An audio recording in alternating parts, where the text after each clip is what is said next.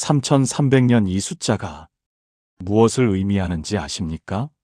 모세가 광야에서 이스라엘 백성에게 처음 이 기도를 선포한 때부터 오늘 2026년 1월 1일까지 단 한 번도 그 능력이 사라진 적 없는 기도가 있습니다. 전 세계 유대인들이 매일 이 기도로 하루를 시작합니다. 수천 년간 핍박과 학살 속에서도 민족을 지켜온 기도입니다. 바빌론 포로기에도, 로마 제국의 박해 속에서도, 중세의 어둠 속에서도, 홀로코스트의 참혹함 속에서도 이 기도는 끊이지 않았습니다. 그런데 놀랍게도 대부분의 한국 그리스도인들은 이 기도의 진정한 능력을 모른 채 새해를 시작합니다. 잠시 그 현장으로 가보겠습니다. 지금으로부터 3300년 전 시내산 광야입니다. 뜨거운 태양 아래 200만 명이 넘는 사람들이 숨을 죽이고 서 있습니다. 그들 앞에 선 한 노인 모세, 하나님께 직접 받은 기도문을 손에 쥐고 있습니다. 40년간 광야를 함께 걸어온 백성들, 이제 그들은 약속의 땅을 눈앞에 두고 있습니다. 모세의 눈가에 눈물이 맺힙니다. 자신은 함께 들어가지 못하지만 이 백성들만큼은 하나님의 축복 안에서 살아가기를 간절히 원합니다. 그의 입이 열리는 순간 광야에 울려 퍼진 그 기도, 여호와는 내게 복을 주시고 너를 지키시기를 원하며, 그 순간 광야 전체가 하나님의 임재로 가득 찼습니다. 바람이 멈추고 햇빛이 부드러워지고 사람들의 마음에 형언할 수 없는 평안이 찾아왔습니다. 그것이 바로 민수기 6장에 기록된 아론의 축복, 3300년 축복 기도의 시작이었습니다. 그리고 2026년 1월 1일, 오늘 새벽 아직 해가 뜨지 않은 어둠 속에서 여러분은 무릎을 꿇고 있습니다. 하나님, 올해는 제발 올해는 좀 달라지게 해주세요. 눈물이 뺨을 타고 흐릅니다. 작년의 기억이 스쳐 지나갑니다. 연초에 세웠던 계획들 하나도 지키지 못한 것 같은 자책감, 기도했는데 응답받지 못한 것 같은 허탈함, 열심히 살았는데 왜 이렇게 힘들었는지 모를 답답함, 간절한데 무슨 말로 기도해야 할지 모르겠습니다. 혹시 지금 이 순간 여러분도 그런 마음이신가요? 사랑하는 성도님, 오늘 제가 여러분께 3300년 전 그 광야에서 시작된 축복, 기도의 7가지 비밀을 모두 열어드리겠습니다. 이 기도를 알고 새해를 시작하는 사람과 모르고 시작하는 사람의 1년은 완전히 달라질 것입니다. 하나님께서 모세를 통해 직접 가르쳐 주신 이 기도 안에는 우리가 미처 알지 못했던 놀라운 비밀들이 숨겨져 있습니다. 이 7가지 비밀을 깨달으면 여러분의 2026년은 전혀 다른 차원의 축복 속에서 펼쳐질 것입니다. 지금부터 그 비밀의 문을 하나씩 열어보겠습니다. 첫 번째 비밀은 바로 복을 주시고라는 말씀 안에 숨겨져 있습니다. 많은 분들이 새해가 되면 복을 구합니다. 하나님, 올해는 복 좀 주세요. 제발 좋은 일만 생기게 해주세요. 그런데 여러분, 우리가 복을 구해야 받을 수 있는 것일까요? 아니면 하나님께서 이미 복을 주시기로 작정하신 것일까요? 민수기 6장 24절 말씀을 보겠습니다. 여호와는 내게 복을 주시고 너를 지키시기를 원하며, 이 말씀에서 주목해야 할 단어가 있습니다. 바로 주시고입니다. 히브리어 원문으로 보면 이 단어는 예바레케카입니다. 이 단어의 형태가 매우 중요합니다. 이것은 PL 형태의 동사인데, PL 형태는 히브리어에서 강조와 반복을 의미합니다. 즉, 하나님께서 복을 한 번 주시는 것이 아니라 계속해서 반복적으로 풍성하게 부어주신다는 의미입니다. 마치 샘물이 끊임없이 솟아오르듯 하나님의 복이 우리에게 계속해서 흘러넘친다는 것입니다.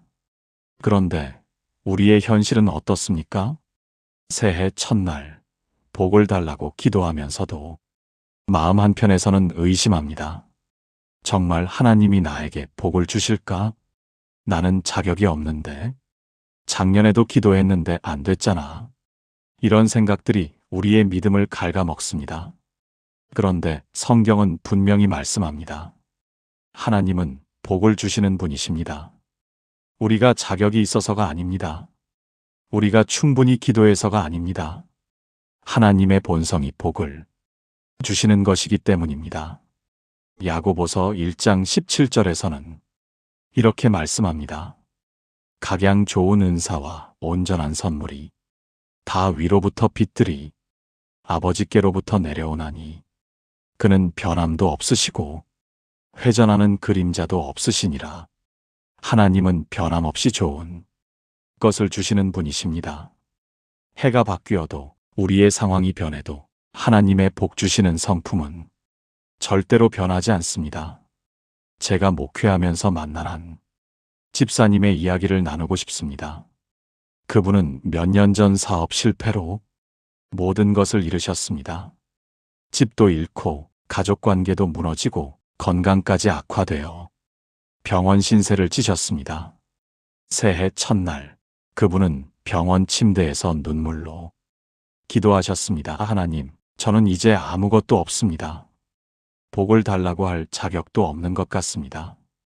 그때 문득 이 말씀이 마음에 떠올랐다고 합니다.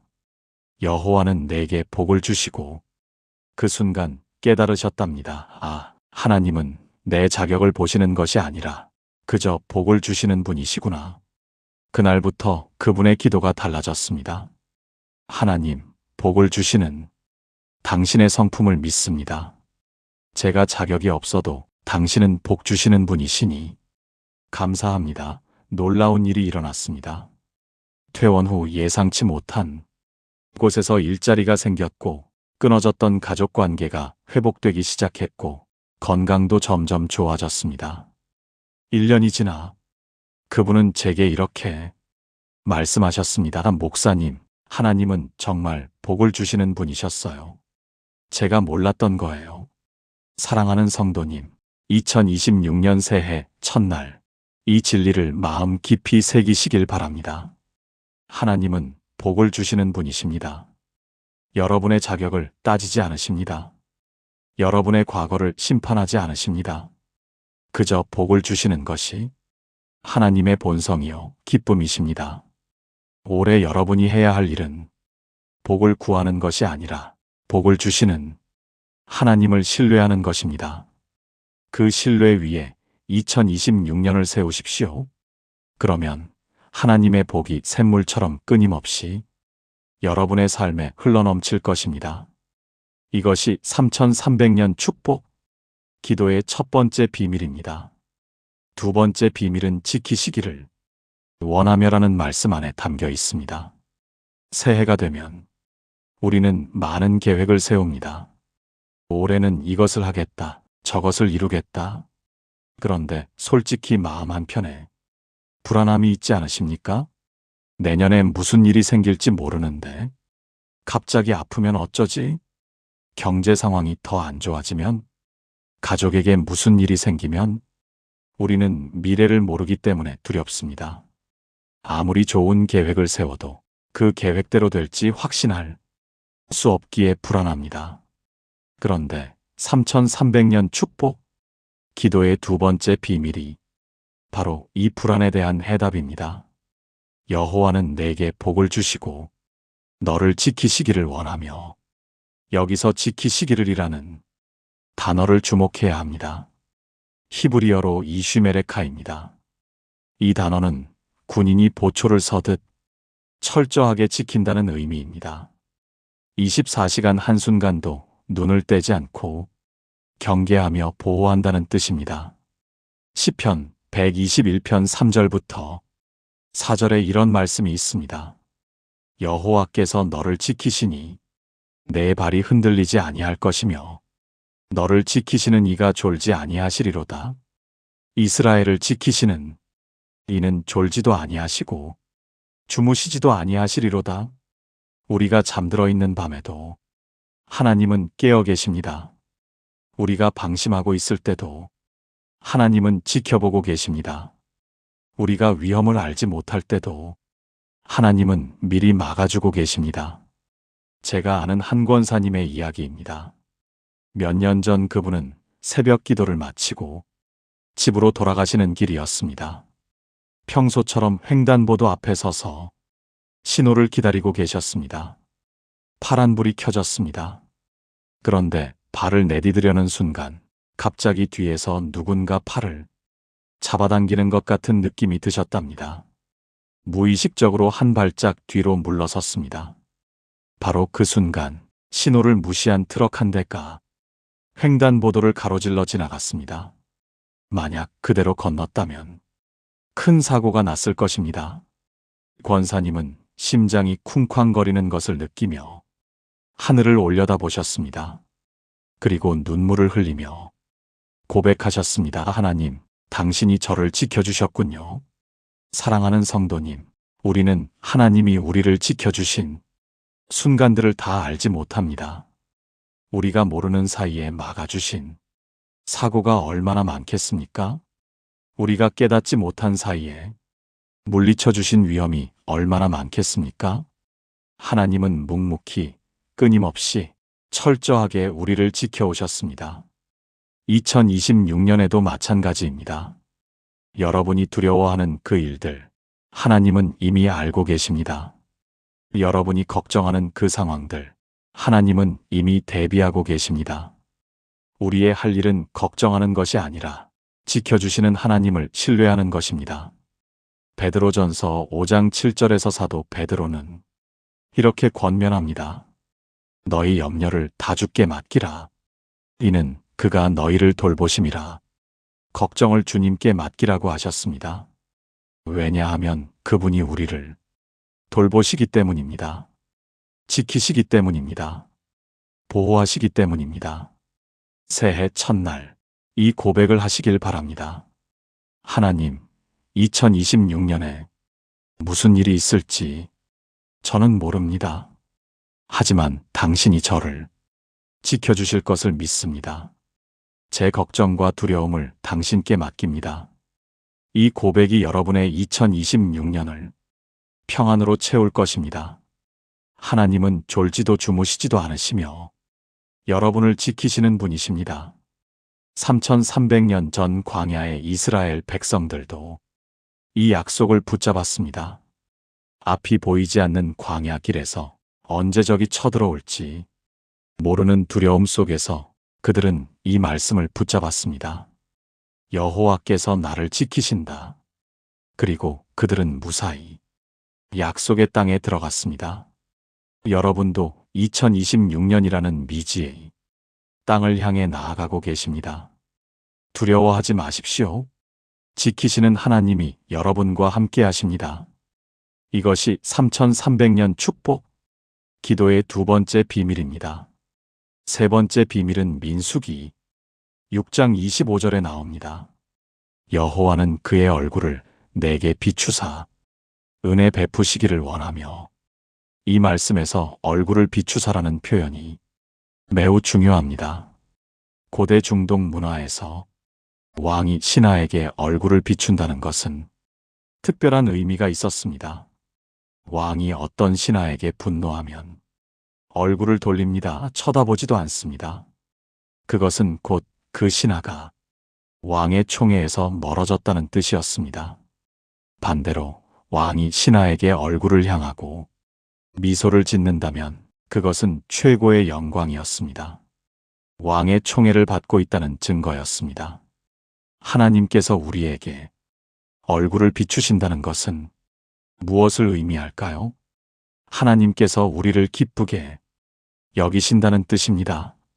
하나님의 얼굴이 우리를 향해 미소 짓고 계시다는 뜻입니다.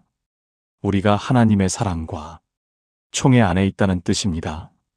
그런데 많은 성도님들이 이 은혜를 경험하지 못합니다. 왜 그럴까요? 스스로 하나님 앞에 나아갈 자격이 없다고 생각하기 때문입니다. 나는 죄가 많아서, 나는 믿음이 약해서, 나는 기도를 잘 못해서. 이런 생각들이 우리를 하나님 앞에서 움츠러들게 만듭니다. 하나님의 얼굴을 감히 바라보지 못하게 만듭니다. 하지만 성경은 분명히 말씀합니다. 하나님께서 먼저 얼굴을 비추신다고 합니다. 우리가 자격을 갖추어서가 아닙니다. 하나님께서 은혜로 먼저 우리에게 얼굴을 향하신 것입니다. 로마서 5장 8절 말씀입니다. 우리가 아직 죄인 되었을 때 그리스도께서 우리를 위하여 죽으심으로 하나님께서 우리에 대한 자기의 사랑을 확증하셨느니라. 우리가 아직 죄인이었을 때 하나님은 이미 우리를 사랑하셨습니다. 우리가 자격을 갖추기 전에 하나님은 이미 얼굴을 우리에게 비추셨습니다. 이것이 은혜입니다. 자격 없는 자에게 베푸시는 하나님의 선물입니다. 한 장로님의 간증을 나누겠습니다. 그분은 젊은 시절 방탕한 생활을 하셨습니다. 술, 도박, 여자 안 해본 것이 없을 정도였습니다. 가정은 파탄 지경이었고 사업도 망해가고 있었습니다. 어느 날 새벽 술에 취해 길거리에 쓰러져 있을 때 한 전도사님이 지나가셨습니다. 그분은 취객을 일으켜 세우시며 이렇게 말씀하셨습니다. 형제님, 하나님이 형제님을 사랑하세요. 하나님이 형제님을 찾고 계세요. 그 한마디가 가슴에 비수처럼 꽂혔다고 합니다. 나 같은 인간을 하나님이 사랑한다고? 믿어지지 않았지만 왠지 그 말이 마음을 떠나지 않았습니다. 일주일 후 그분은 생전 처음으로 교회 문을 두드렸습니다. 그날 들은 설교 말씀이 바로 이 구절이었습니다. 여호와는 그의 얼굴을 내게 비추사 은혜 베푸시기를 원하며. 그 순간 눈물이 쏟아졌습니다. 하나님이 나 같은 죄인에게 얼굴을 비추신다. 하나님이 나를 기쁘게 바라보신다. 그것을 깨달은 순간 그분의 인생이 완전히 달라지기 시작했습니다. 사랑하는 성도님, 2026년 새해를 시작하면서 이 은혜를 붙잡으시길 바랍니다. 하나님께서 여러분에게 얼굴을 비추고 계십니다. 여러분의 과거가 어떠했든, 여러분의 현재가 어떠하든, 하나님은 지금 이 순간 여러분을 향해 미소 짓고 계십니다. 그 은혜를 받아들이십시오. 그 사랑 안에서 새해를 시작하십시오. 여러분은 하나님의 사랑받는 자녀입니다. 왕의 총애를 받는 신하보다 더 귀한 존재입니다. 하나님의 얼굴이 여러분을 향해 빛나고 있습니다. 이것이 3300년 축복, 기도의 세 번째 비밀입니다. 네 번째 비밀은 은혜 베푸시기를 원하며라는 말씀 안에 있습니다. 앞서 하나님의 얼굴이 비추신다는 것을 살펴보았습니다. 그런데 성경은 여기서 멈추지 않습니다. 얼굴을 비추실 뿐 아니라 은혜를 베푸신다고 말씀합니다. 히브리어로 비우네카인데 이 단어는 매우 풍성한 의미를 담고 있습니다. 단순히 선물을 주는 것이 아니라 상대방이 전혀 자격이 없는데도 불구하고 풍성하게 베푸는 것을 의미합니다. 쉽게 말하면 무조건적인 사랑의 선물입니다. 우리가 사는 세상은 조건의 세상입니다. 뭔가를 받으려면 뭔가를 줘야 합니다. 사랑받으려면 사랑받을 만해야 합니다. 인정받으려면 인정받을 만한 성과를 내야 합니다. 조건을 충족해야 대가를 받습니다. 이것이 세상의 법칙입니다. 그래서 우리는 늘 불안합니다. 내가 충분히 잘하고 있나? 더 열심히 해야 하지 않을까? 이 정도로는 부족한 것 아닐까?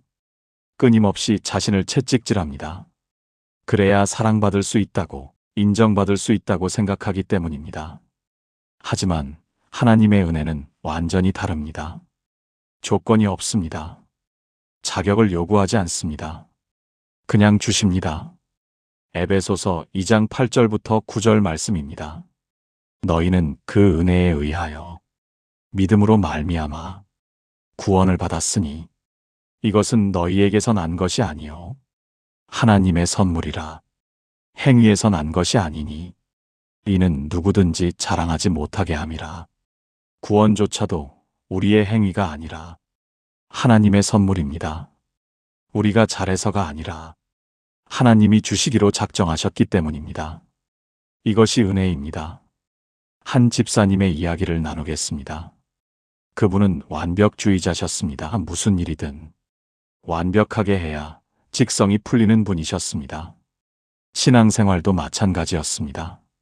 새벽기도 빠지면 죄책감에 시달리고 헌금을 조금이라도 적게 내면 불안하고 봉사를 못하면 하나님께 죄송해서 견딜 수가 없었습니다.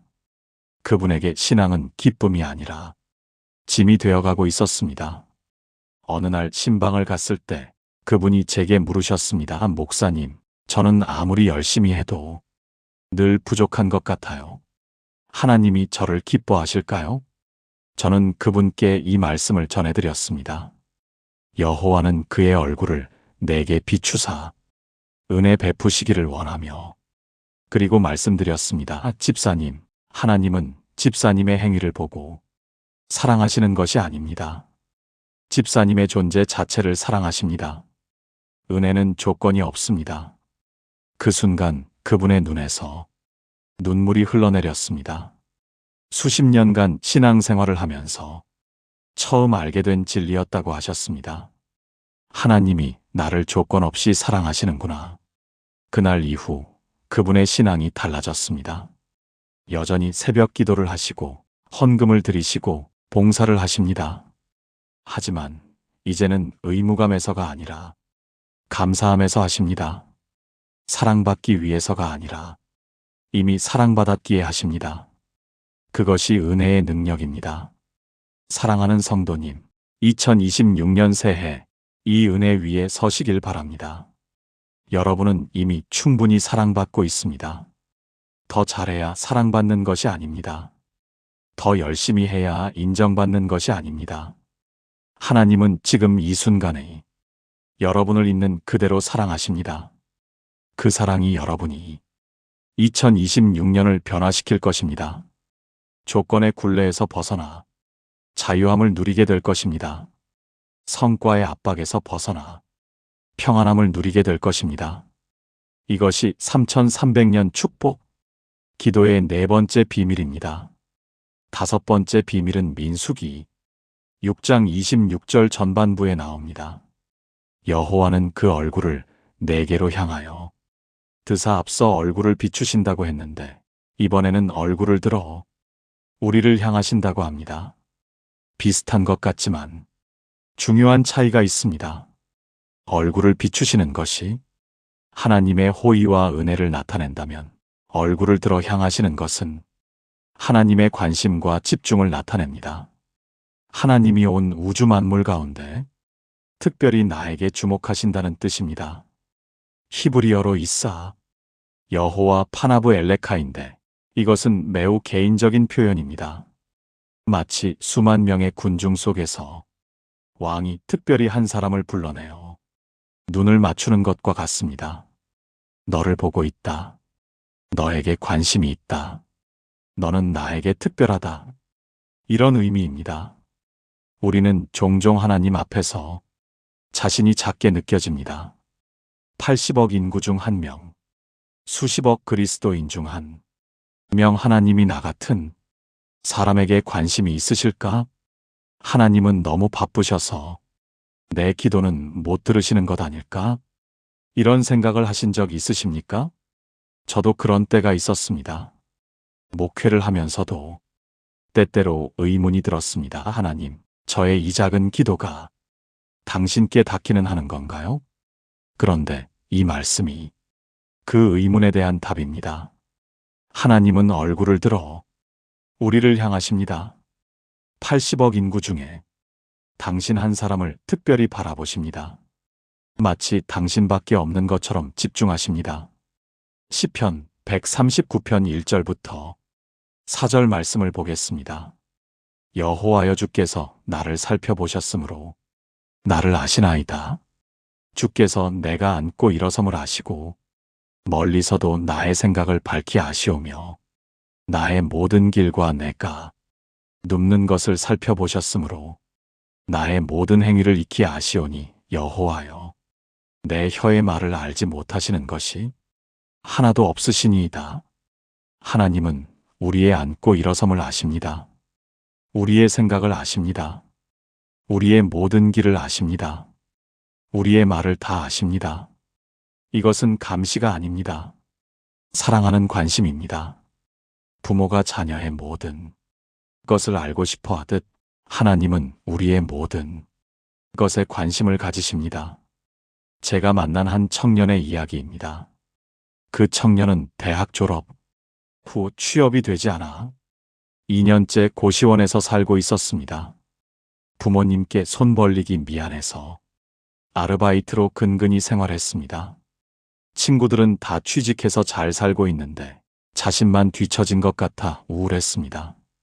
어느 날 밤 좁은 고시원 방에서 천장을 바라보며 기도했습니다. 하나님, 저를 보고 계세요? 저 여기 있어요. 저 좀 봐주세요. 그 순간 이 말씀이 떠올랐다고 합니다.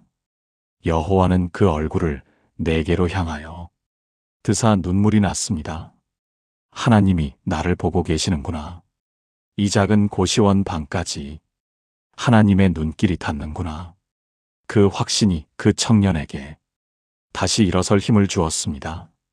몇 달 후 그 청년은 좋은 회사에 취직이 되었습니다. 그런데 그 청년이 제게 이렇게 말하더군요. 목사님, 취직된 것보다 더 큰 은혜가 있었어요. 하나님이 저를 보고 계시다는 것을 알게 된 거예요. 그게 저를 버티게 한 힘이었어요. 사랑하는 성도님, 2026년 새해에 이 진리를 붙잡으시길 바랍니다. 하나님이 여러분을 보고 계십니다. 여러분의 상황이 아무리 작고 초라해 보여도 하나님은 관심을 가지고 지켜보고 계십니다. 여러분의 기도가 아무리 작은 음성이라도 하나님은 귀 기울여 듣고 계십니다. 여러분은 하나님께 잊혀진 존재가 아닙니다. 하나님의 특별한 관심 속에 있는 사랑받는 자녀입니다. 그 확신으로 2026년을 시작하십시오. 이것이 3300년 축복 기도의 5번째 비밀입니다.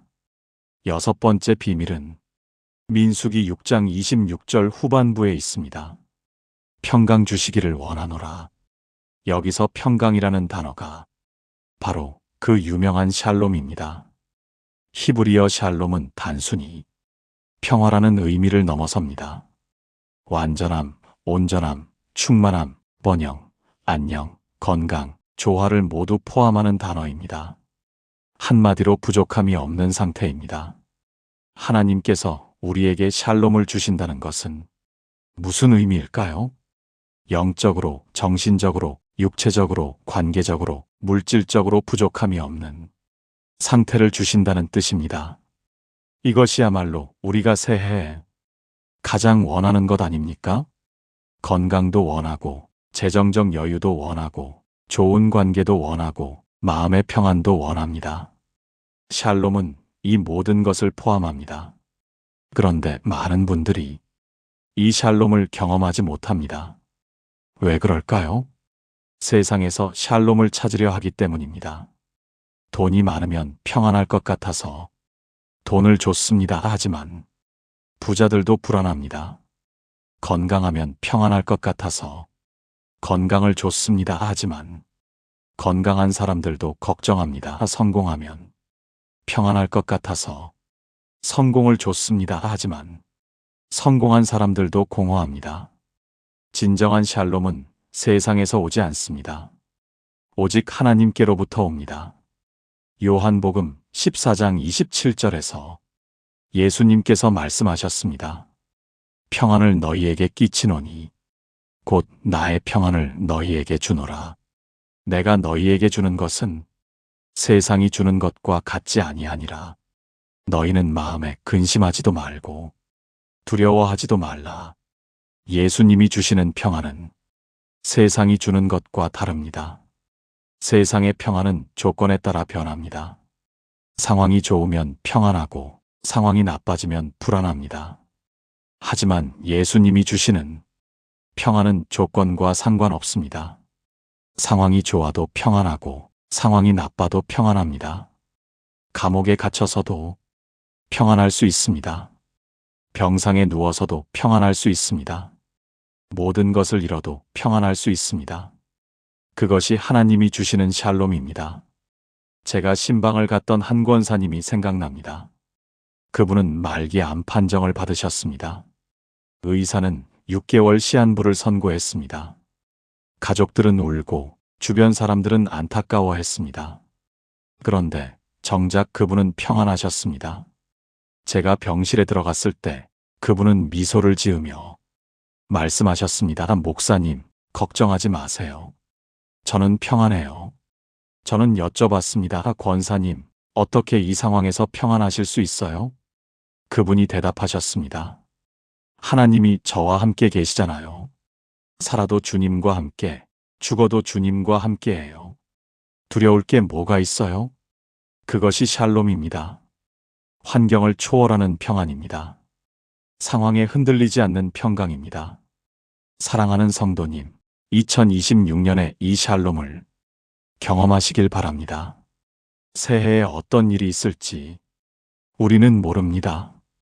좋은 일이 있을 수도 있고 힘든 일이 있을 수도 있습니다. 하지만 하나님의 샬롬이 함께하면 어떤 상황에서도 평안할 수 있습니다.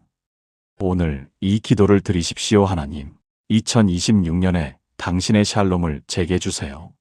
세상이 줄 수 없는, 환경이 빼앗아 갈 수 없는 그 평강을 제 마음에 부어주세요. 하나님은 분명히 응답하실 것입니다. 이것이 3300년 축복, 기도의 6번째 비밀입니다. 드디어 마지막 7번째 비밀입니다. 이 비밀은 민수기 6장 27절에 숨겨져 있습니다.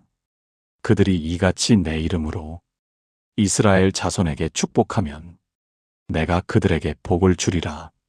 이 말씀에서 가장 중요한 것은 내 이름으로라는 표현입니다. 하나님의 이름으로 축복하면 하나님께서 직접 복을 주신다고 약속하셨습니다. 이것이 무슨 의미일까요? 이 기도가 단순한 소원이 아니라는 뜻입니다. 막연한 희망이 아니라는 뜻입니다. 하나님의 이름, 즉 하나님의 권위와 능력이 이 기도 안에 담겨 있다는 뜻입니다. 고대 이스라엘에서 이름은 단순한 호칭이 아니었습니다. 이름은 그 사람의 본질과 성품과 권위를 나타냈습니다. 하나님의 이름으로 축복한다는 것은 하나님의 모든 권위와 능력을 동원해서 축복한다는 의미입니다. 그래서 이 기도는 3300년 동안 능력을 잃지 않았습니다. 사람의 말이 아니라 하나님의 이름이 담긴 기도이기 때문입니다. 사람의 힘으로 하는 축복이 아니라 하나님의 권위로 하는 축복이기 때문입니다. 빌립보서 2장 9절부터 11절 말씀입니다. 이러므로 하나님이 그를 지극히 높여 모든 이름 위에 뛰어난 이름을 주사 하늘에 있는 자들과 땅에 있는 자들과 땅 아래에 있는 자들로 모든 무릎을 예수의 이름에 꿇게 하시고 모든 입으로 예수 그리스도를 주라 시인하여 하나님 아버지께 영광을 돌리게 하셨느니라. 예수님의 이름은 모든 이름 위에 뛰어난 이름입니다. 그 이름 앞에 모든 무릎이 꿇습니다. 우리는 바로 그 이름으로 기도할 수 있습니다. 그 이름의 권위로 축복을 선포할 수 있습니다. 제가 목회 초기에 경험한 일입니다. 한 성도님 가정에 큰 어려움이 있었습니다. 남편분이 갑자기 쓰러지셔서 중환자실에 계셨습니다. 의사는 회복 가능성이 거의 없다고 했습니다. 아내 되시는 권사님이 제게 전화하셨습니다. 목사님, 기도해 주세요. 제발 기도해 주세요. 저는 병원으로 달려갔습니다. 중환자실 앞에서 권사님의 손을 잡고 기도했습니다. 그때 이 말씀이 떠올랐습니다. 내 이름으로 축복하면 내가 복을 주리라. 저는 하나님의 이름으로 선포했습니다. 예수 그리스도의 이름으로 이 가정의 치유와 회복을 선포합니다. 하나님의 이름으로 생명을 축복합니다. 일주일 후 의사도 놀라는 일이 일어났습니다. 남편분이 의식을 회복하셨고 한 달 후에는 퇴원하셨습니다. 지금도 건강하게 교회에 출석하고 계십니다. 물론 모든 기도가 이렇게 극적으로 응답되는 것은 아닙니다. 하지만 분명한 것은 하나님의 이름에는 능력이 있다는 사실입니다. 그 이름으로 드리는 기도에는 권위가 있습니다. 사랑하는 성도님, 2026년 새해 첫날 이 권위 있는 기도를 드리십시오. 막연하게 잘 되게 해주세요라고 기도하지 마십시오. 하나님의 이름으로 선포하십시오. 여호와의 이름으로 나의 2026년을 축복합니다. 예수 그리스도의 이름으로 나의 가정에 평강을 선포합니다. 성령님의 이름으로 나의 건강과 재정과 관계를 축복합니다. 이렇게 하나님의 이름으로 선포할 때 하나님께서 직접 그 축복을 이루어 주실 것입니다. 이것이 3300년 축복, 기도의 7번째 비밀입니다. 사랑하는 성도님, 지금까지 3300년 축복 기도의 7가지 비밀을 함께 나누었습니다. 첫째, 하나님은 복을 주시는 분이십니다. 우리의 자격이 아니라 하나님의 성품이 축복의 근거입니다. 둘째, 하나님은 우리를 지키시는 분이십니다. 졸지도 주무시지도 않으시며 24시간 우리를 보호하십니다. 셋째, 하나님은 얼굴을 비추시는 분이십니다. 우리를 향해 미소 짓고 계십니다. 넷째, 하나님은 은혜를 베푸시는 분이십니다. 조건 없는 사랑으로 우리를 품으십니다. 다섯째, 하나님은 얼굴을 들어 우리를 향하십니다. 특별한 관심으로 우리를 주목하십니다. 여섯째, 하나님은 샬롬을 주십니다. 환경을 초월하는 완전한 평강을 주십니다. 일곱째, 하나님의 이름에는 권위가 있습니다. 그 이름으로 축복하면 반드시 이루어집니다. 이 7가지 비밀을 품고 2026년을 시작하시는 여러분에게 하나님의 놀라운 축복이 임할 것입니다. 지금 이 순간 저와 함께 이 기도를 드리시겠습니까? 민수기 6장 24절부터 26절 3300년 축복 기도입니다. 여호와는 내게 복을 주시고 너를 지키시기를 원하며 여호와는 그의 얼굴을 내게 비추사 은혜 베푸시기를 원하며 여호와는 그 얼굴을 내게로 향하여 드사 평강 주시기를 원하노라. 아멘. 이 축복이 여러분의 2026년 위에 임하기를 예수 그리스도의 이름으로 축원합니다. 올해 이 기도로 시작하시는 분이라면 아래 댓글란에 아멘이라고 남겨주세요. 그리고 이 영상이 마음에 닿았다면 좋아요를 눌러주시고 사랑하는 분들에게도 공유해주세요. 더 많은 분들이 이 축복 기도의 비밀을 알게 되기를 원합니다. 2026년 새해 첫날 하나님의 풍성한 축복이 여러분의 가정과 삶 위에 넘치기를 기도합니다. 여호와 하나님이 여러분에게 복을 주시고 여러분을 지키시기를 원합니다. 여호와 하나님이 그 얼굴을 여러분에게 비추사 은혜 베푸시기를 원합니다. 여호와 하나님이 그 얼굴을 여러분에게로 향하여 드사 평강 주시기를 원합니다. 아멘. 3300년 이 숫자가 무엇을 의미하는지 아십니까? 모세가 광야에서 이스라엘 백성에게 처음 이 기도를 선포한 때부터 오늘 2026년 1월 1일까지 단 한 번도 그 능력이 사라진 적 없는 기도가 있습니다. 전 세계 유대인들이 매일 이 기도로 하루를 시작합니다. 수천 년간 핍박과 학살 속에서도 민족을 지켜온 기도입니다. 바빌론 포로기에도 로마 제국의 박해 속에서도 중세의 어둠 속에서도 홀로코스트의 참혹함 속에서도 이 기도는 끊이지 않았습니다. 그런데 놀랍게도 대부분의 한국 그리스도인들은 이 기도의 진정한 능력을 모른 채 새해를 시작합니다. 잠시 그 현장으로 가보겠습니다. 지금으로부터 3300년 전 시내산 광야입니다. 뜨거운 태양 아래 200만 명이 넘는 사람들이 숨을 죽이고 서 있습니다. 그들 앞에 선 한 노인 모세, 하나님께 직접 받은 기도문을 손에 쥐고 있습니다. 40년간 광야를 함께 걸어온 백성들, 이제 그들은 약속의 땅을 눈앞에 두고 있습니다. 모세의 눈가에 눈물이 맺힙니다. 자신은 함께 들어가지 못하지만 이 백성들만큼은 하나님의 축복 안에서 살아가기를 간절히 원합니다. 그의 입이 열리는 순간 광야에 울려 퍼진 그 기도, 여호와는 내게 복을 주시고 너를 지키시기를 원하며, 그 순간 광야 전체가 하나님의 임재로 가득 찼습니다. 바람이 멈추고 햇빛이 부드러워지고 사람들의 마음에 형언할 수 없는 평안이 찾아왔습니다. 그것이 바로 민수기 6장에 기록된 아론의 축복, 3300년 축복 기도의 시작이었습니다. 그리고 2026년 1월 1일, 오늘 새벽 아직 해가 뜨지 않은 어둠 속에서 여러분은 무릎을 꿇고 있습니다. 하나님, 올해는 제발 올해는 좀 달라지게 해주세요. 눈물이 뺨을 타고 흐릅니다. 작년의 기억이 스쳐 지나갑니다.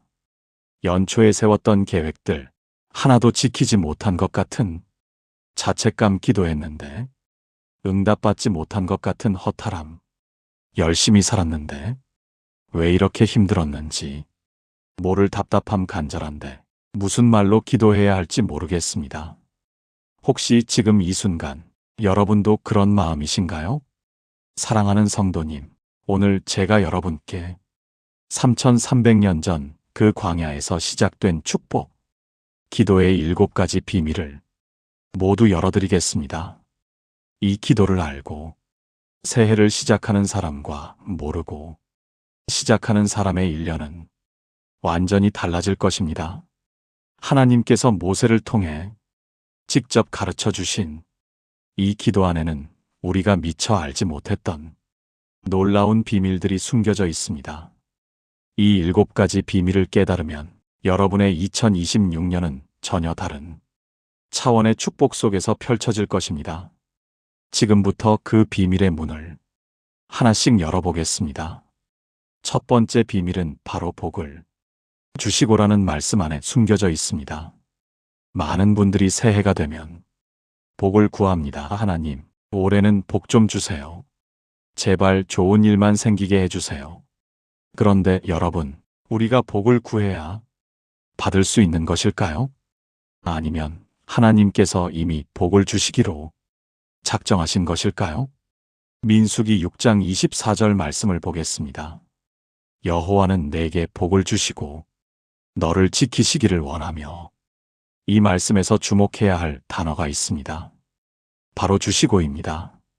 히브리어 원문으로 보면 이 단어는 예바레케카입니다. 이 단어의 형태가 매우 중요합니다. 이것은 PL 형태의 동사인데, PL 형태는 히브리어에서 강조와 반복을 의미합니다. 즉, 하나님께서 복을 한 번 주시는 것이 아니라 계속해서 반복적으로 풍성하게 부어주신다는 의미입니다. 마치 샘물이 끊임없이 솟아오르듯 하나님의 복이 우리에게 계속해서 흘러넘친다는 것입니다. 그런데 우리의 현실은 어떻습니까? 새해 첫날 복을 달라고 기도하면서도 마음 한편에서는 의심합니다. 정말 하나님이 나에게 복을 주실까? 나는 자격이 없는데, 작년에도 기도했는데 안 됐잖아. 이런 생각들이 우리의 믿음을 갉아먹습니다. 그런데 성경은 분명히 말씀합니다. 하나님은 복을 주시는 분이십니다. 우리가 자격이 있어서가 아닙니다. 우리가 충분히 기도해서가 아닙니다. 하나님의 본성이 복을 주시는 것이기 때문입니다. 야고보서 1장 17절에서는 이렇게 말씀합니다. 각양 좋은 은사와 온전한 선물이 다 위로부터 빛들이 아버지께로부터 내려오나니, 그는 변함도 없으시고 회전하는 그림자도 없으시니라. 하나님은 변함없이 좋은 것을 주시는 분이십니다. 해가 바뀌어도 우리의 상황이 변해도 하나님의 복 주시는 성품은 절대로 변하지 않습니다.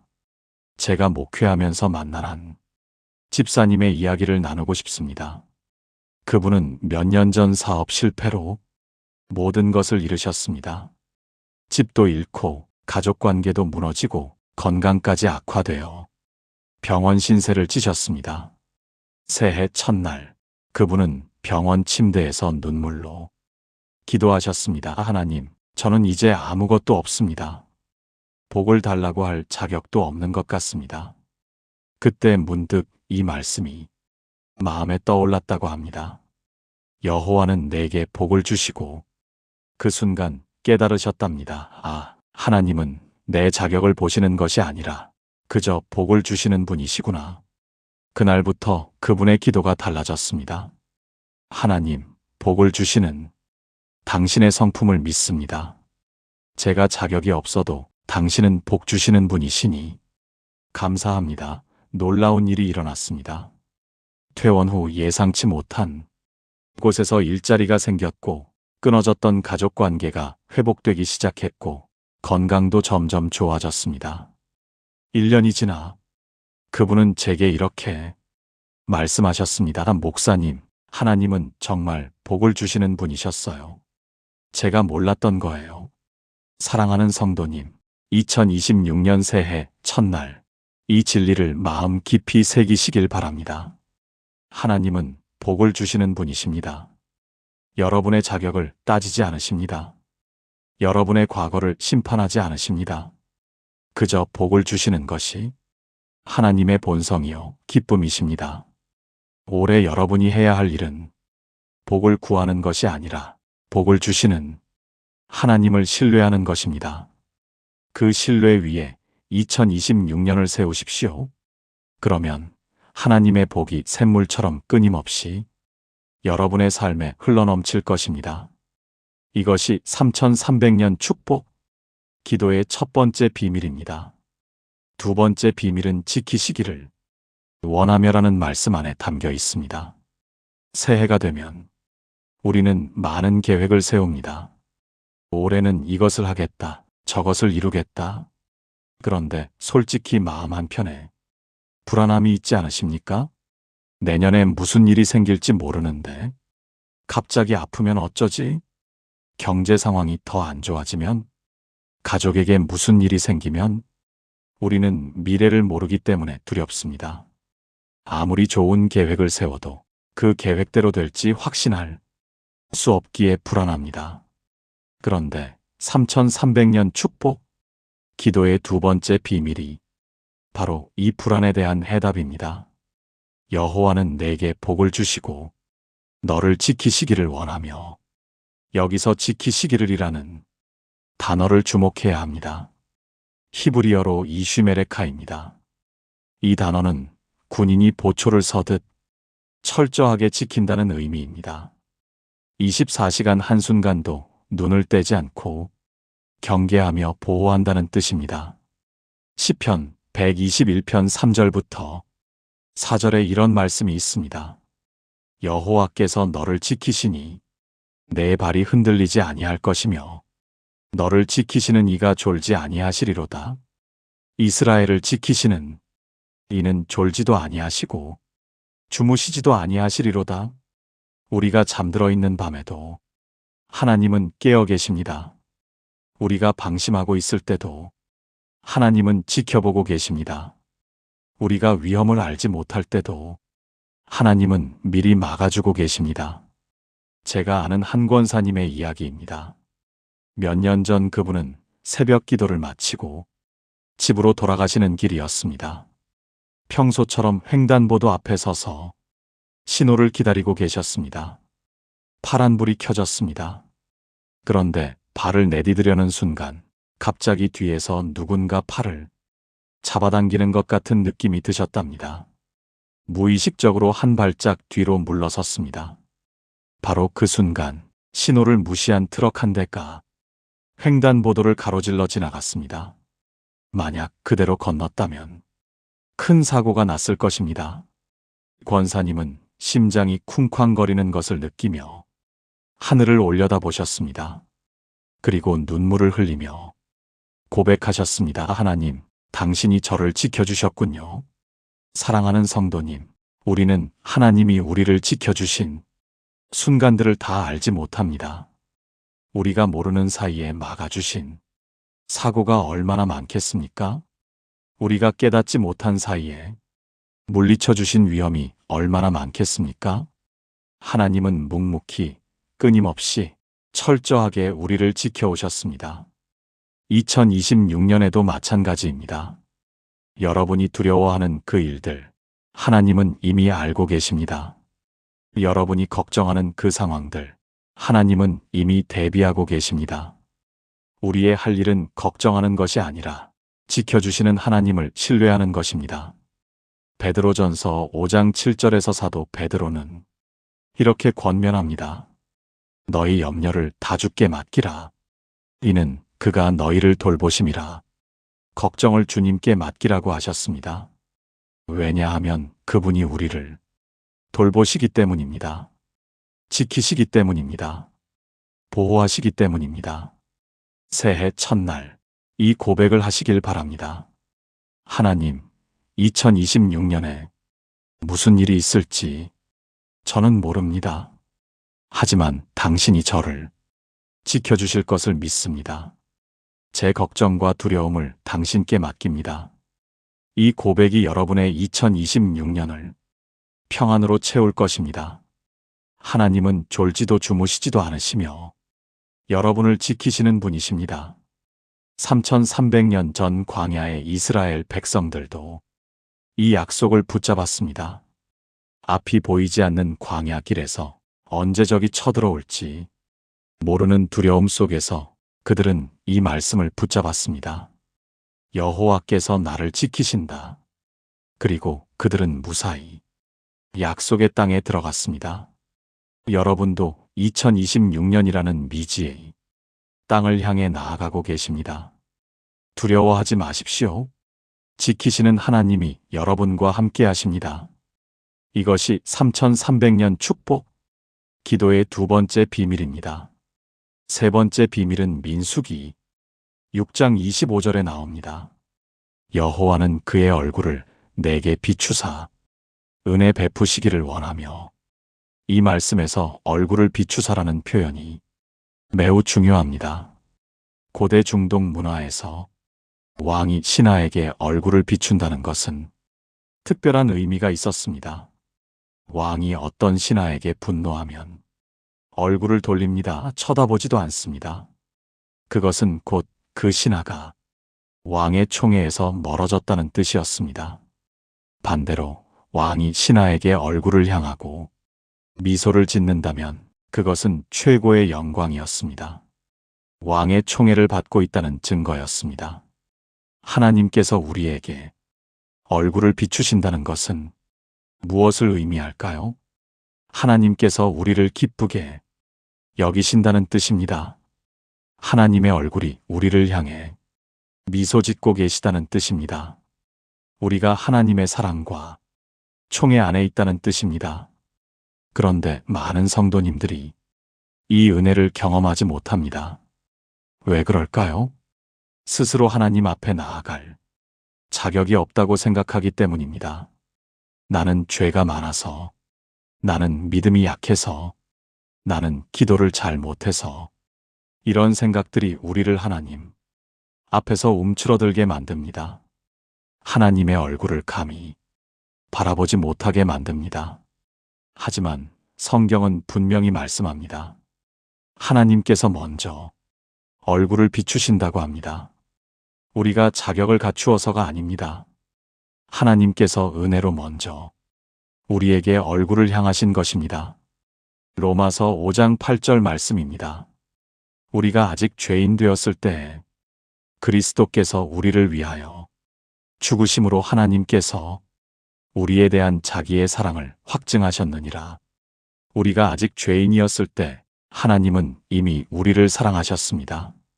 우리가 자격을 갖추기 전에 하나님은 이미 얼굴을 우리에게 비추셨습니다. 이것이 은혜입니다. 자격 없는 자에게 베푸시는 하나님의 선물입니다. 한 장로님의 간증을 나누겠습니다. 그분은 젊은 시절 방탕한 생활을 하셨습니다. 술, 도박, 여자 안 해본 것이 없을 정도였습니다. 가정은 파탄지경이었고 사업도 망해가고 있었습니다. 어느 날 새벽 술에 취해 길거리에 쓰러져 있을 때 한 전도사님이 지나가셨습니다. 그분은 취객을 일으켜 세우시며 이렇게 말씀하셨습니다. 형제님, 하나님이 형제님을 사랑하세요. 하나님이 형제님을 찾고 계세요. 그 한마디가 가슴에 비수처럼 꽂혔다고 합니다. 나 같은 인간을 하나님이 사랑한다고?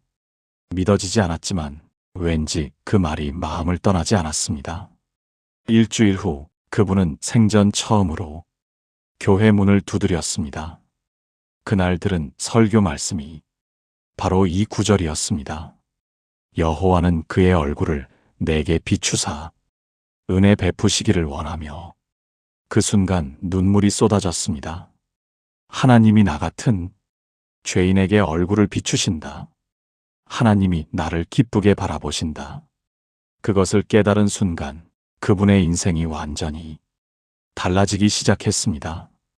사랑하는 성도님, 2026년 새해를 시작하면서 이 은혜를 붙잡으시길 바랍니다.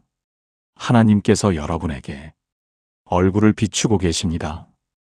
여러분의 과거가 어떠했든, 여러분의 현재가 어떠하든, 하나님은 지금 이 순간 여러분을 향해 미소 짓고 계십니다. 그 은혜를 받아들이십시오. 그 사랑 안에서 새해를 시작하십시오. 여러분은 하나님의 사랑받는 자녀입니다. 왕의 총애를 받는 신하보다 더 귀한 존재입니다.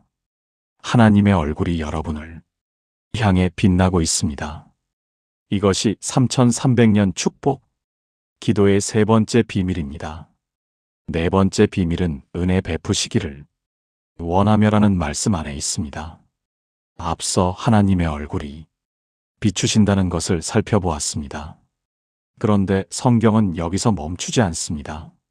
얼굴을 비추실 뿐 아니라 은혜를 베푸신다고 말씀합니다. 히브리어로 비우네카인데 이 단어는 매우 풍성한 의미를 담고 있습니다.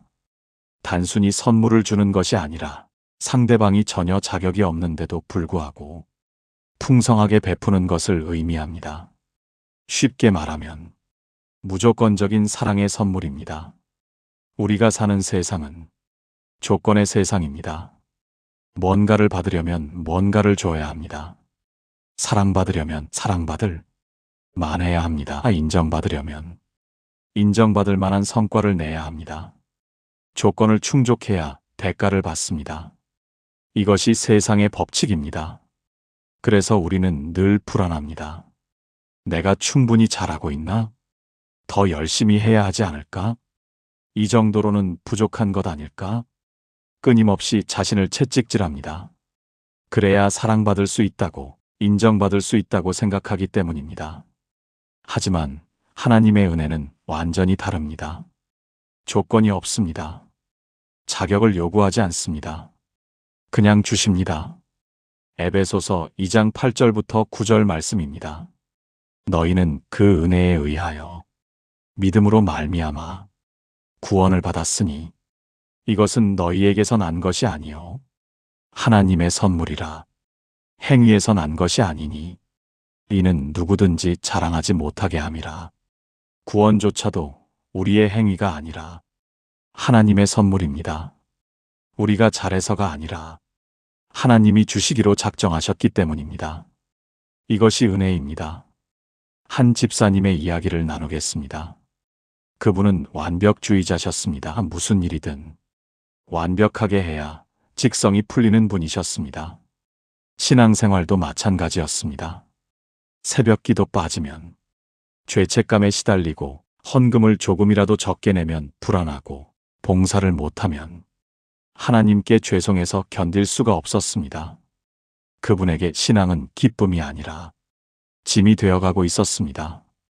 어느 날 신방을 갔을 때 그분이 제게 물으셨습니다. 목사님, 저는 아무리 열심히 해도 늘 부족한 것 같아요. 하나님이 저를 기뻐하실까요? 저는 그분께 이 말씀을 전해드렸습니다. 여호와는 그의 얼굴을 내게 비추사 은혜 베푸시기를 원하며, 그리고 말씀드렸습니다. 집사님, 하나님은 집사님의 행위를 보고 사랑하시는 것이 아닙니다. 집사님의 존재 자체를 사랑하십니다. 은혜는 조건이 없습니다. 그 순간 그분의 눈에서 눈물이 흘러내렸습니다. 수십 년간 신앙생활을 하면서 처음 알게 된 진리였다고 하셨습니다. 하나님이 나를 조건 없이 사랑하시는구나. 그날 이후 그분의 신앙이 달라졌습니다. 여전히 새벽 기도를 하시고 헌금을 드리시고 봉사를 하십니다. 하지만 이제는 의무감에서가 아니라 감사함에서 하십니다. 사랑받기 위해서가 아니라 이미 사랑받았기에 하십니다. 그것이 은혜의 능력입니다. 사랑하는 성도님, 2026년 새해 이 은혜 위에 서시길 바랍니다. 여러분은 이미 충분히 사랑받고 있습니다. 더 잘해야 사랑받는 것이 아닙니다. 더 열심히 해야 인정받는 것이 아닙니다. 하나님은 지금 이 순간에 여러분을 있는 그대로 사랑하십니다. 그 사랑이 여러분이 2026년을 변화시킬 것입니다. 조건의 굴레에서 벗어나 자유함을 누리게 될 것입니다. 성과의 압박에서 벗어나 평안함을 누리게 될 것입니다. 이것이 3300년 축복, 기도의 네 번째 비밀입니다. 다섯 번째 비밀은 민수기 6장 26절 전반부에 나옵니다. 여호와는 그 얼굴을 내게로 향하여 드사 앞서 얼굴을 비추신다고 했는데 이번에는 얼굴을 들어 우리를 향하신다고 합니다. 비슷한 것 같지만 중요한 차이가 있습니다. 얼굴을 비추시는 것이 하나님의 호의와 은혜를 나타낸다면, 얼굴을 들어 향하시는 것은 하나님의 관심과 집중을 나타냅니다. 하나님이 온 우주 만물 가운데 특별히 나에게 주목하신다는 뜻입니다. 히브리어로 이사, 여호와 파나브 엘레카인데 이것은 매우 개인적인 표현입니다. 마치 수만 명의 군중 속에서 왕이 특별히 한 사람을 불러내어 눈을 맞추는 것과 같습니다. 너를 보고 있다. 너에게 관심이 있다. 너는 나에게 특별하다. 이런 의미입니다. 우리는 종종 하나님 앞에서 자신이 작게 느껴집니다. 80억 인구 중 한 명, 수십억 그리스도인 중 한 명 하나님이 나 같은 사람에게 관심이 있으실까? 하나님은 너무 바쁘셔서 내 기도는 못 들으시는 것 아닐까? 이런 생각을 하신 적 있으십니까? 저도 그런 때가 있었습니다. 목회를 하면서도 때때로 의문이 들었습니다. 하나님, 저의 이 작은 기도가 당신께 닿기는 하는 건가요? 그런데 이 말씀이 그 의문에 대한 답입니다. 하나님은 얼굴을 들어 우리를 향하십니다. 80억 인구 중에 당신 한 사람을 특별히 바라보십니다. 마치 당신밖에 없는 것처럼 집중하십니다. 시편 139편 1절부터 4절 말씀을 보겠습니다. 여호와여, 주께서 나를 살펴보셨으므로 나를 아시나이다. 주께서 내가 앉고 일어섬을 아시고 멀리서도 나의 생각을 밝히 아시오며 나의 모든 길과 내가 눕는 것을 살펴보셨으므로 나의 모든 행위를 익히 아시오니 여호와여, 내 혀의 말을 알지 못하시는 것이 하나도 없으시니이다. 하나님은 우리의 앉고 일어섬을 아십니다. 우리의 생각을 아십니다. 우리의 모든 길을 아십니다. 우리의 말을 다 아십니다. 이것은 감시가 아닙니다. 사랑하는 관심입니다. 부모가 자녀의 모든 것을 알고 싶어 하듯 하나님은 우리의 모든 것에 관심을 가지십니다. 제가 만난 한 청년의 이야기입니다. 그 청년은 대학 졸업 후 취업이 되지 않아 2년째 고시원에서 살고 있었습니다. 부모님께 손 벌리기 미안해서 아르바이트로 근근히 생활했습니다. 친구들은 다 취직해서 잘 살고 있는데 자신만 뒤처진 것 같아 우울했습니다. 어느 날 밤 좁은 고시원 방에서 천장을 바라보며 기도했습니다. 하나님, 저를 보고 계세요? 저 여기 있어요. 저 좀 봐주세요. 그 순간 이 말씀이 떠올랐다고 합니다. 여호와는 그 얼굴을 내게로 향하여 드사 눈물이 났습니다. 하나님이 나를 보고 계시는구나. 이 작은 고시원 방까지 하나님의 눈길이 닿는구나. 그 확신이 그 청년 다시 일어설 힘을 주었습니다. 몇 달 후 그 청년은 좋은 회사에 취직이 되었습니다. 그런데 그 청년이 제게 이렇게 말하더군요. 목사님, 취직된 것보다 더 큰 은혜가 있었어요. 하나님이 저를 보고 계시다는 것을 알게 된 거예요. 그게 저를 버티게 한 힘이었어요. 사랑하는 성도님, 2026년 새해에 이 진리를 붙잡으시길 바랍니다. 하나님이 여러분을 보고 계십니다. 여러분의 상황이 아무리 작고 초라해 보여도 하나님은 관심을 가지고 지켜보고 계십니다. 여러분의 기도가 아무리 작은 음성이라도 하나님은 귀 기울여 듣고 계십니다. 여러분은 하나님께 잊혀진 존재가 아닙니다. 하나님의 특별한 관심 속에 있는 사랑받는 자녀입니다. 그 확신으로 2026년을 시작하십시오. 이것이 3300년 축복, 기도의 5번째 비밀입니다. 6번째 비밀은 민수기 6장 26절 후반부에 있습니다. 평강 주시기를 원하노라. 여기서 평강이라는 단어가 바로 그 유명한 샬롬입니다. 히브리어 샬롬은 단순히 평화라는 의미를 넘어섭니다. 완전함, 온전함, 충만함, 번영, 안녕, 건강, 조화를 모두 포함하는 단어입니다. 한마디로 부족함이 없는 상태입니다. 하나님께서 우리에게 샬롬을 주신다는 것은 무슨 의미일까요? 영적으로, 정신적으로, 육체적으로, 관계적으로, 물질적으로 부족함이 없는 상태를 주신다는 뜻입니다. 이것이야말로 우리가 새해에 가장 원하는 것 아닙니까? 건강도 원하고, 재정적 여유도 원하고, 좋은 관계도 원하고, 마음의 평안도 원합니다. 샬롬은 이 모든 것을 포함합니다. 그런데 많은 분들이 이 샬롬을 경험하지 못합니다. 왜 그럴까요? 세상에서 샬롬을 찾으려 하기 때문입니다. 돈이 많으면 평안할 것 같아서 돈을 줬습니다. 하지만 부자들도 불안합니다.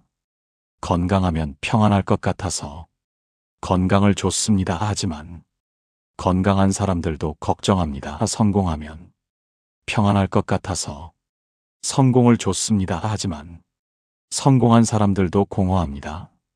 진정한 샬롬은 세상에서 오지 않습니다. 오직 하나님께로부터 옵니다. 요한복음 14장 27절에서 예수님께서 말씀하셨습니다. 평안을 너희에게 끼치노니 곧 나의 평안을 너희에게 주노라. 내가 너희에게 주는 것은 세상이 주는 것과 같지 아니하니라. 너희는 마음에 근심하지도 말고 두려워하지도 말라. 예수님이 주시는 평안은 세상이 주는 것과 다릅니다. 세상의 평안은 조건에 따라 변합니다. 상황이 좋으면 평안하고 상황이 나빠지면 불안합니다. 하지만 예수님이 주시는 평안은 조건과 상관없습니다. 상황이 좋아도 평안하고 상황이 나빠도 평안합니다. 감옥에 갇혀서도 평안할 수 있습니다. 병상에 누워서도 평안할 수 있습니다. 모든 것을 잃어도 평안할 수 있습니다.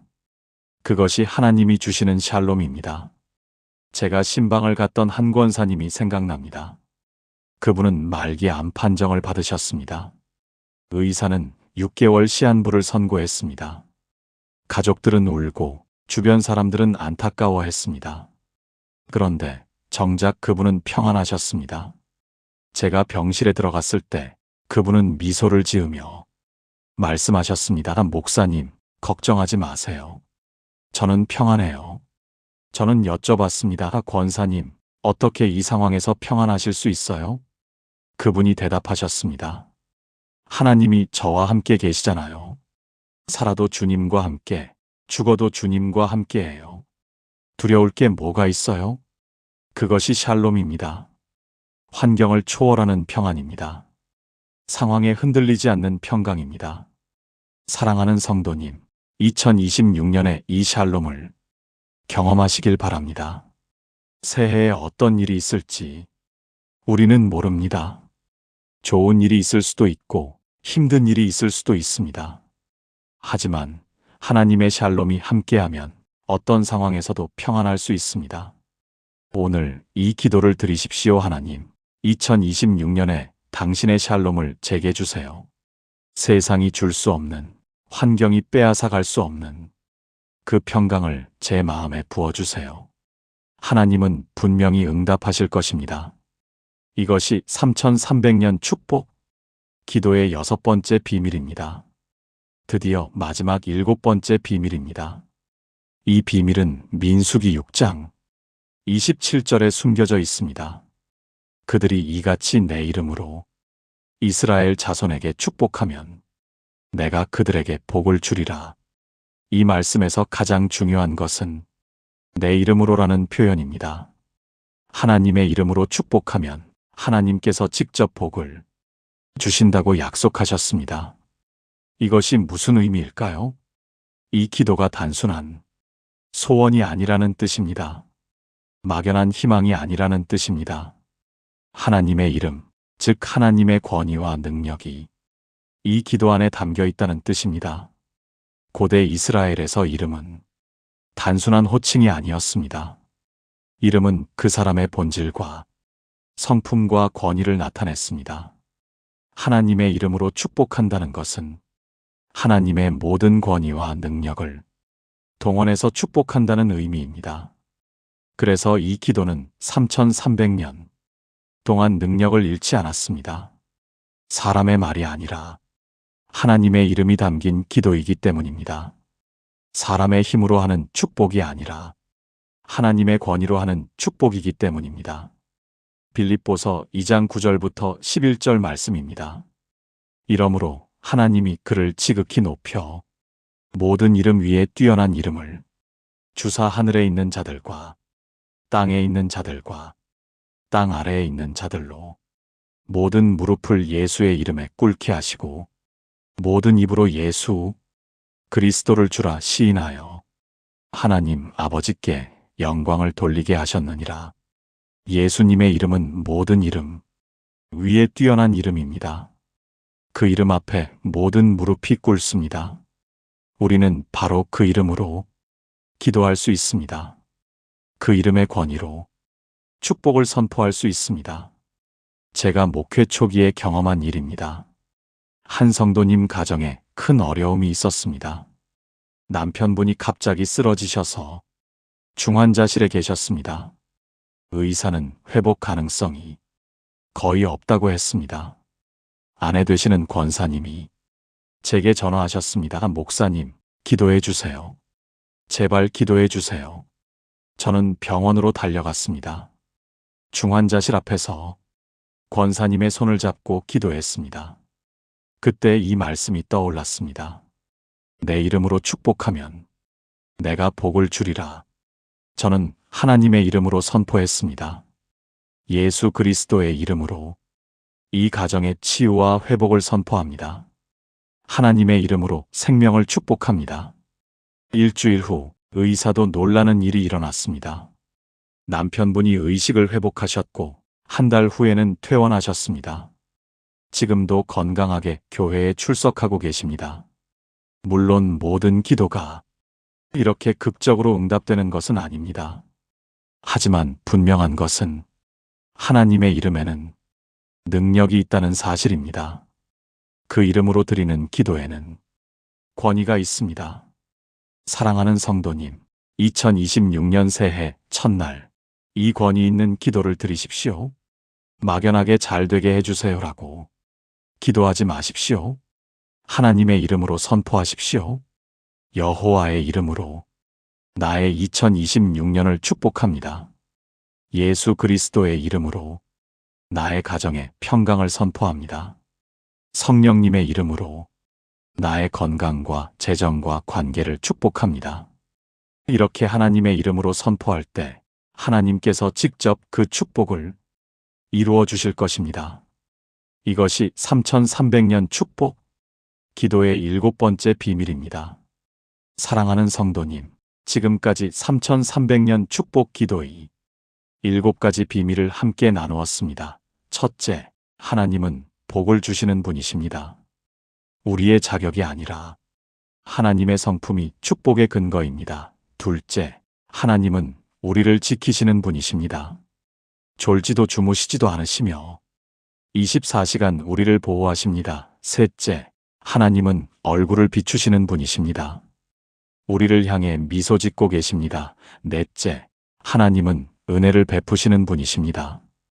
조건 없는 사랑으로 우리를 품으십니다. 다섯째, 하나님은 얼굴을 들어 우리를 향하십니다.